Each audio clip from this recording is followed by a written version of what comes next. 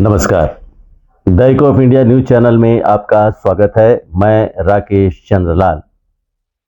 दक्षिण अंडमान को जोड़ने वाली 3 पुल का निर्माण का कार्य किया जाएगा और ये बहुत बड़ी खबर हमें अंडमान लोक निर्माण विभाग के मुख्य अभियंता इंजीनियर टी.के. प्रजीत रेख से मिली है।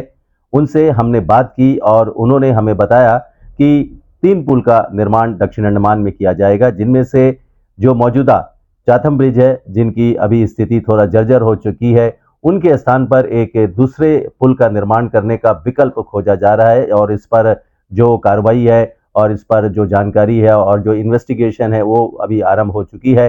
तो इसको लेकर एक देखना है कि आने वाले दिनों में कब इसका काम शुरू होता है। लेकिन इंजीनियर ने हमें बताया कि इसका विकल्प तलाशने के लिए जो चाथम ब्रिज है उसके स्थान पर एक विकल्प के रूप में एक दूसरा ब्रिज बनाने का प्रस्ताव है और यहाँ पर एक पुल का निर्माण किया जाएगा।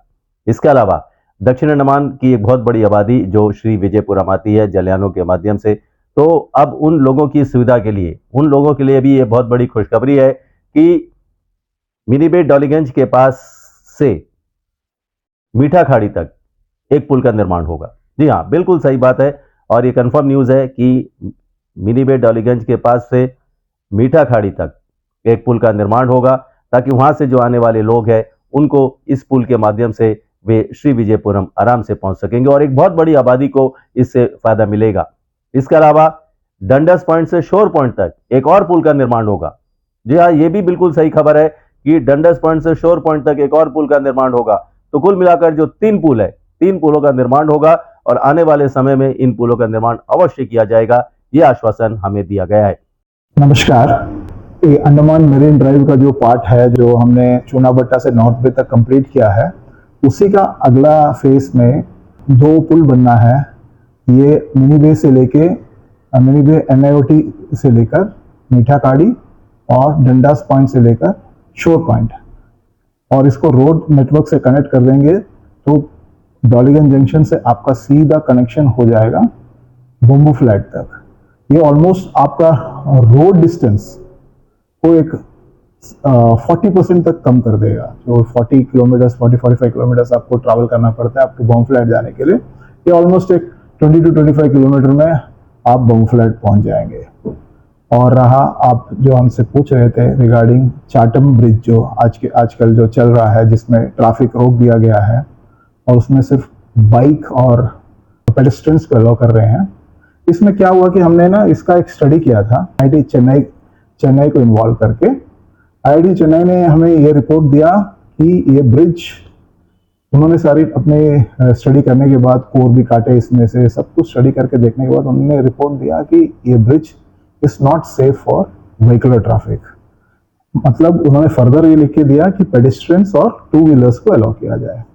इसलिए अभी फिलहाल हमने इसको रोका हुआ है 2 व्हीलर, और एडमिनिस्ट्रेशन ने ये डिसीजन लिया और DC साहब के से ऑर्डर होके ये ट्रैफिक मूवमेंट रोक दिया गया और फोनिक्स बे से भी व्हीकल 4 व्हीलर के लिए फोनिक्स बे से एडिशनल व्हीकल फेरी डाल दिया है।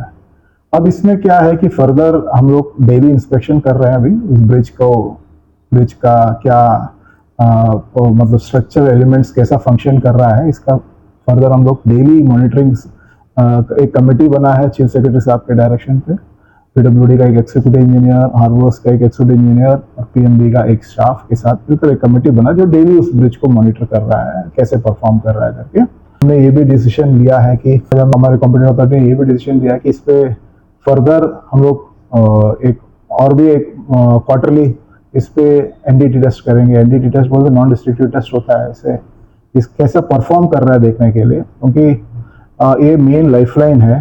तो इसको फिर स्ट्रक्चरली कैसे हम लोग इसको फर्दर रिहेबिलिटेट कर सकते हैं करके भी हमें देखना, इकोनॉमिकली वाइबल है कि नहीं, रिहेबिलिटेशन भी, वो भी हम लोग को फर्दर स्टडी करके देखना होगा। फिलहाल ये तो अपना लाइफ ऑलमोस्ट, इसने अपना लाइफ कंप्लीट कर लिया है, ऑलमोस्ट 50 इयर्स हो गया कंस्ट्रक्ट करके, और मेरीन एनवायरनमेंट में 50 इयर्स का ब्रिज है ये। तो अभी एक साथ में एक नया ब्रिज बनना है जो चाटम आइलैंड से लेके वो जो सामने श्री विजयपुरम में चाटम पुलिस आउटपोस्ट जो है उसको कनेक्ट करने के लिए, उसके लिए भी अभी फर्दर आगे करस्पॉन्डेंस चल रहा है। That will be the only final solution. फिलहाल के लिए इसको कैसा मोटरबुल बनाया जाए, इसके लिए अभी हम लोग फर्दर हम लोग इस पे हम IIT चेन्नई का मदद लेकर अगर इकोनॉमिकली वायबल होगा, इसको स्पेशल रिपेयर करके अगर यूज़ करने लायक होगा, देन हम लोग उसको भी टेकअप करेंगे। फिलहाल के लिए तो अभी नया ब्रिज, अभी आज के डेट पे भी हम लोग कंस्ट्रक्शन के लिए अगर अप्रूवल मिलेगा तो इट विल टेक अराउंड 2-2.5 साल तो हो ही जाएगा एक नया ब्रिज बनने के लिए। तो हम लोग ट्राई कर रहे हैं कि इस ब्रिज को भी कैसे रिहेबिलिटेट किया जाए, इसके बारे में सोच रहा है, इसके बारे में हम लोग फर्दर स्टडी कर रहे हैं इसका। जो गिनी बेग के बीच जो एक ब्रिज बनने की बात है, तो ये कितना किलोमीटर होगा और इस पर ये ऑलमोस्ट 1.1 किलोमीटर लंबा है ये ब्रिज। इस पे हम लोगों ने एक्चुअली वैपकोस को कंसल्टेंट रख के हमने ऑलरेडी एक DPR बना दिया था।